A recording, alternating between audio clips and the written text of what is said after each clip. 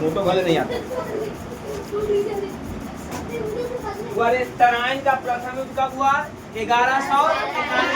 तराइन का प्रथम युद्ध कब हुआ?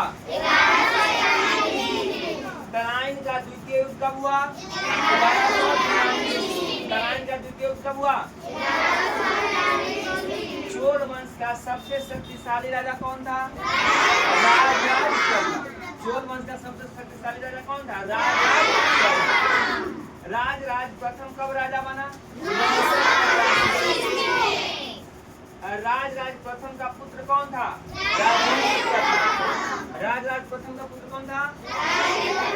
देखिए, पूर किसे कहा जाता था? किसानों की बस्ती को पूर कहा जाता था। किसानों की बस्ती को क्या कहा जाता था? किसानों की बस्ती को क्या कहा जाता था? आगे है नाडू किसे कहा जाता था? सिंचित कृषि के साथ बहुत समृद्ध ऊर, जो किसानों का जो बस्ती था उसी को क्या कहा जाता था? नाडू। क्या कहा जाता था? नाडू कहा जाता था। भारत का सबसे प्रसिद्ध ग्रंथ कौन सा है? महाभारत और रामायण। भारत का सबसे प्रसिद्ध ग्रंथ कौन है? रामायण और महाभारत।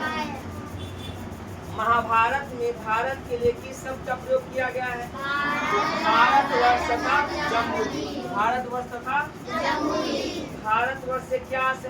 भारतवर्ष से आशय भारत के देशों से है। भारतवर्ष का आशय किससे है? भारत के देशों से है। भारत कौन था? तो भारत राजा दुष्यंत और शकुंतला का पुत्र। भारत कौन था? भारत दुष्यंत और शकुंतला का पुत्र था।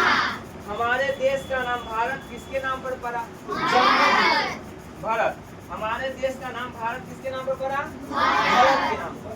जम्बूद्वीप से क्या आशय? जम्बूद्वीप से आशय जामुन वृक्ष के फल के द्वीप से है। भारतीय द्वीप में सबसे ज्यादा हो रहा है।